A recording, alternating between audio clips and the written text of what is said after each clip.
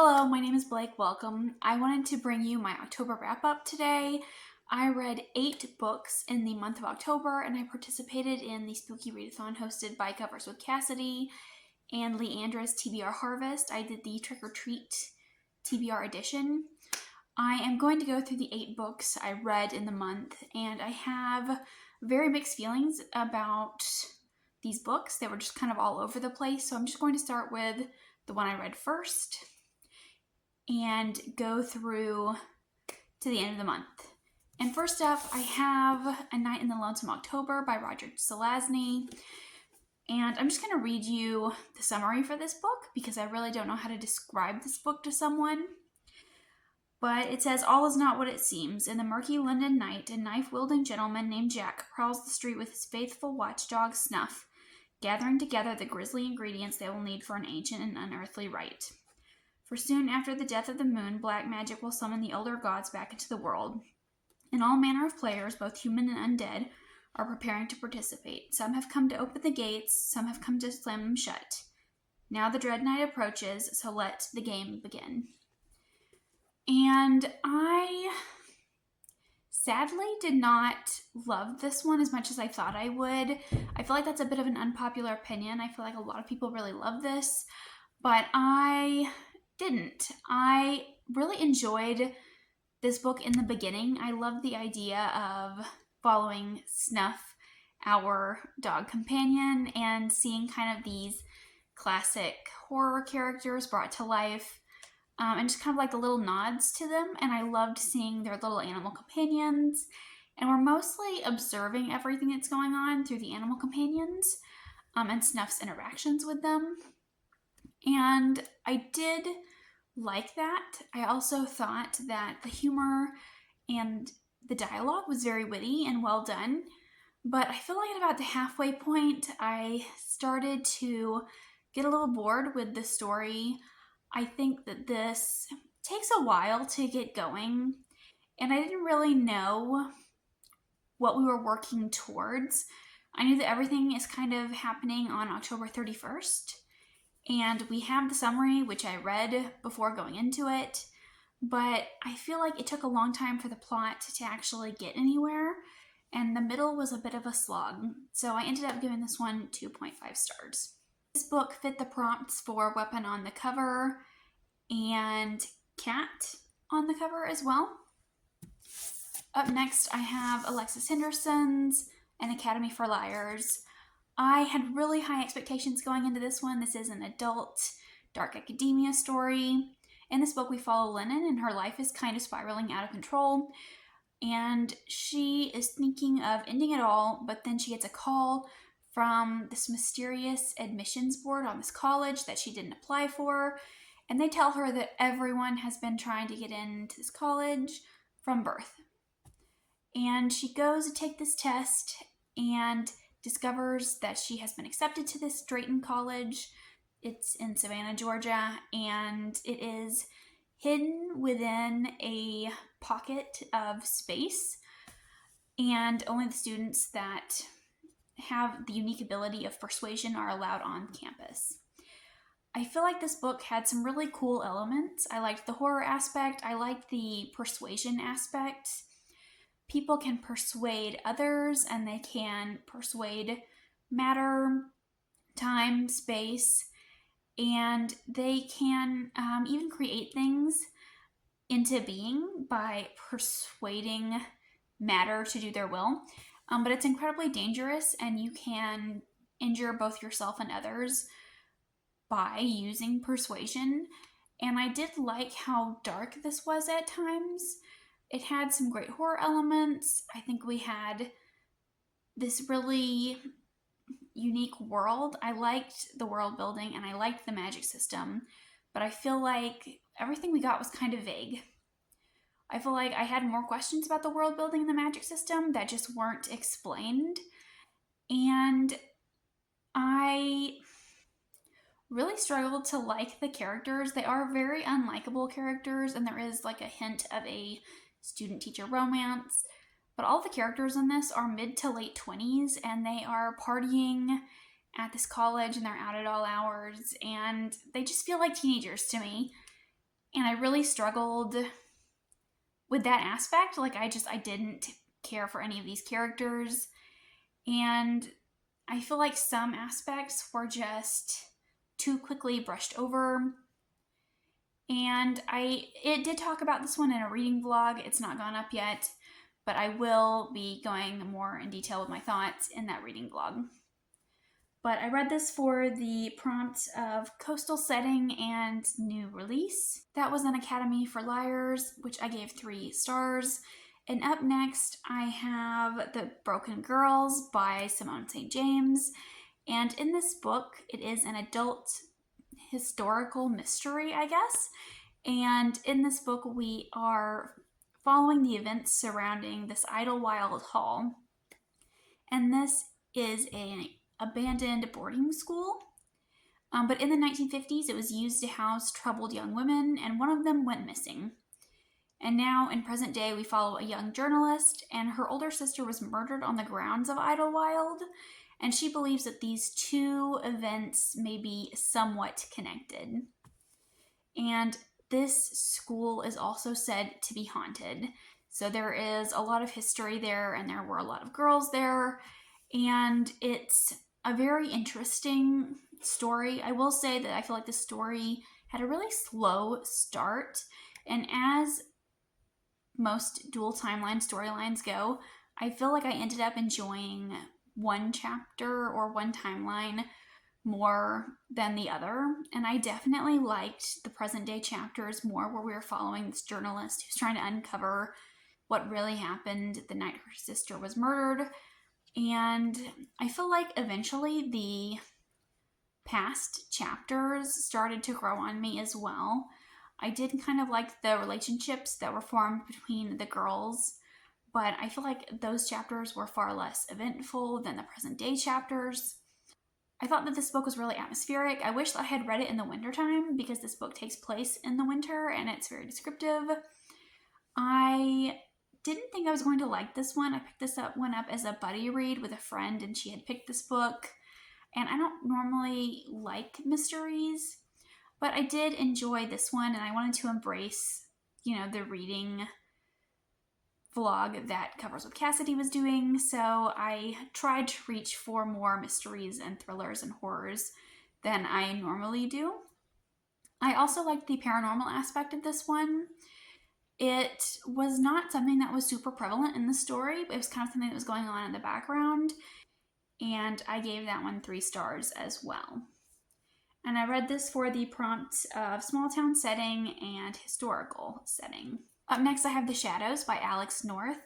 And this is an adult thriller / horror novel. And in this book, we follow Paul, who has come back to this town after being gone for many years because his mother has dementia. And he gets back to this town, and he has to face a lot of old memories, because growing up, he was part of a friend group that killed another kid in their class. And there has apparently been a copycat killing. And one of the boys in this group, named Charlie Crabtree, who was kind of the instigator of killing this other child, went missing that day, and no one knows what happened to him. So it's kind of a local legend. And now there has been a copycat killing, and we're also following the police investigator as she is trying to piece together how the events of the past and the present are connected. And this book was very eerie, very spooky. There were so many aspects of this that kind of had me on the edge of my seat. I feel like we have kind of this aspect of lucid dreaming, and we have this element of, is it something supernatural or is it not? And I feel like this book walked the line between supernatural and reality really well. And it also feels like a police procedural. I feel like the author was kind of breadcrumbing me, and there were so many twists and turns in this. I feel like the author was kind of like misdirecting me, where I would be focused on like one part of the picture, but then after that there would be a massive reveal, but like I didn't see it coming because I was so focused on this other little reveal. And that happened not once, but twice in this book. And we also have this really big reveal at like chapter 31, chapter 32. I can't remember, but like at the end of a chapter, there was this massive reveal that changes everything that we know. And it really had me questioning everything. I had to go back and reread the chapter to be sure that I heard what I heard. And I was like, can we trust what we know now? Is anything true? Is this a character that has been lying to us? Or what is the extent to which this person was involved? And I feel like it kind of changed everything for the book. And I had such a fun time reading this one. I listened to the audiobook in one sitting. I kept trying to like find things to do so I could like keep listening. This next one I have is Into the Drowning Deep. And in this book, we are following an entertainment company that sends out a crew to make a mockumentary of these mermaids or sirens that live in the Mariana Trench. But everyone aboard ends up dead.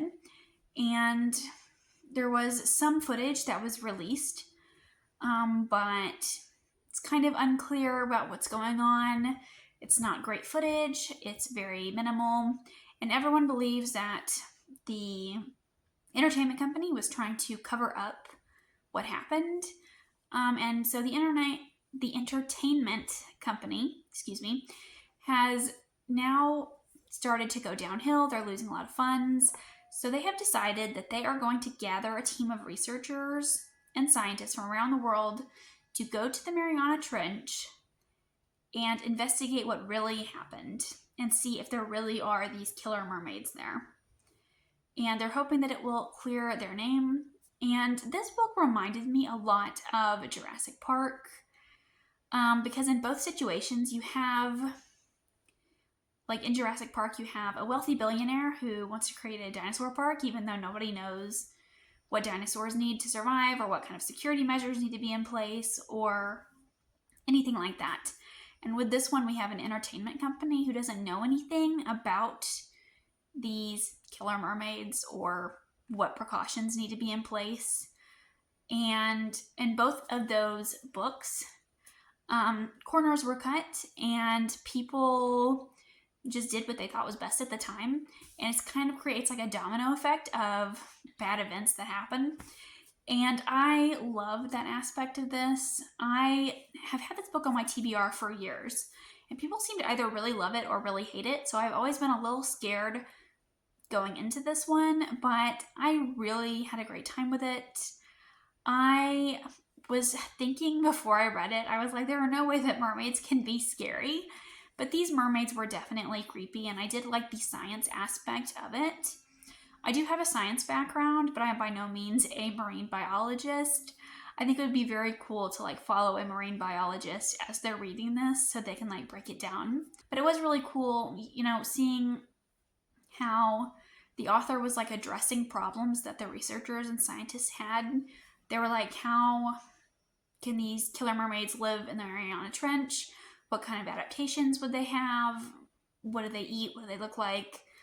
And that was all very cool here. I had a really great time reading it. I feel like it had a bit of a slow start, and the ending felt a bit anticlimactic, and I wanted,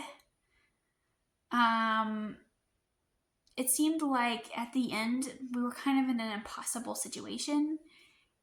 And I kind of feel like I wanted the end to be a little more brutal, honestly. But either way, anytime where I'm reading a book that has monsters or dinosaurs or creatures or whatever eating people, that is, in my opinion, a solid read. So I did end up giving this one 4 stars, and I did have a really good time with it. This fit the prompts of the Mixed Media Bonus Challenge and the TBR Backlist. Up next, I have Coraline by Neil Gaiman. I have been wanting to read this book for a really long time. I started reading it when I was younger, and I didn't really enjoy it at the time. right after I read Neil Gaiman's The Graveyard Book, which I loved. I picked up this one and I just wasn't feeling it. I think I was in like 3rd or 4th grade, and I've always wanted to go back and revisit it. And I found this one to be just fine. I have read a lot of Neil Gaiman, and I wish I loved his works more, but they always end up just being fine for me. And I feel like with this one, it wasn't quite as magical or as whimsical as I was expecting it to be. But we follow Coraline, who moves into a new house, and she discovers a portal to another realm where she meets her other mother and other father, and they want her to stay forever.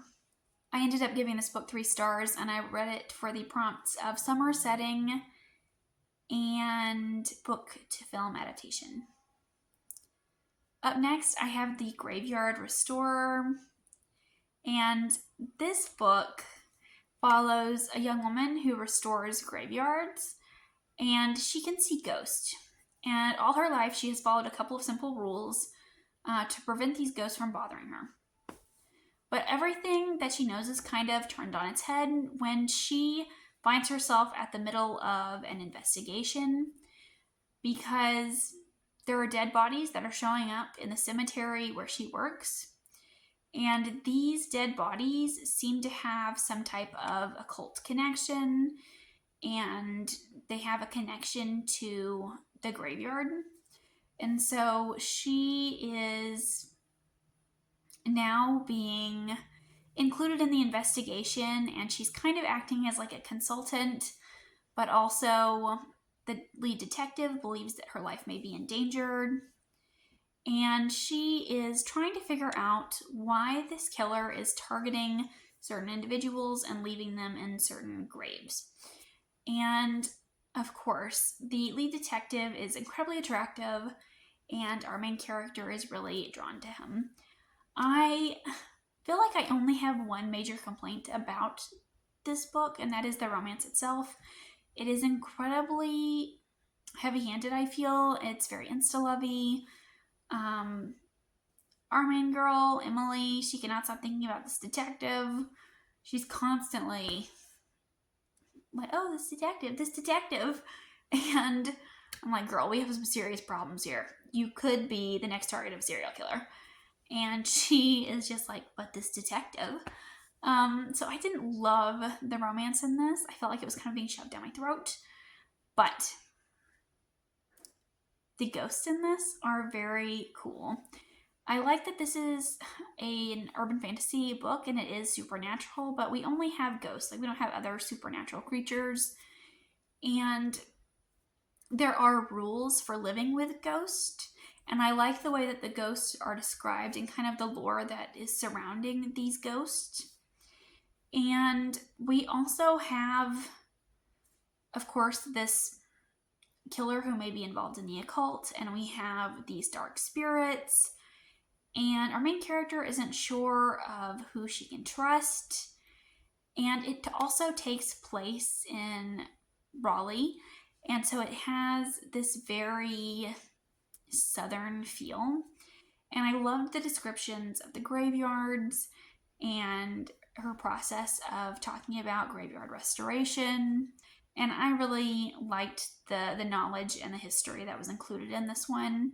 I feel like the author really did a lot of research on graveyards in this book. And I read this one for the prompts of southern setting and supernatural. And I ended up giving this one 3.5 stars. I was really enjoying the ending of this one. It ended in a way that I wasn't expecting, and it's actually a trilogy, so I do think that I will continue because it was a fun and quick read. I read this one in one sitting as well. It was only about 300 pages, and I just flew through it. I am not actually sure if there is going to be a romance in the rest of the trilogy either. So I'm looking forward to that. I wonder if we're going to go away from the romance. And I think that's why I want to try to continue on. Up next, I have Lakesedge by Lyndall Clipstone, and this is a YA gothic fantasy. And in this book, we follow Violetta, who is just trying to protect her younger brother who has black magic, and no one can know about this. But one day, the prince of their town, village, it's not really explained, gets to their village, comes to their village and notices that her younger brother does have this magic, and he claims that he wants to help him, but Violetta does not trust him because he is said to be a monster who murdered his family. So our main character Violetta and her brother have no choice but to go with this Prince Rowan, and they discover that there is more going on than meets the eye. I did like certain aspects of this world and the magic. I like that there is a goddess of light and a god of darkness and death. And I like that both Violetta and Prince Rowan had a connection to this god of death. And I do think it was atmospheric, but I don't know that I would say it's very gothic. It does have gothic elements. But I ended up thinking that this one was also just fine. I feel like this one isn't anything new, something I haven't seen before, but it does feel very fairy tale-esque. It kind of reminded me of Beauty and the Beast in certain aspects.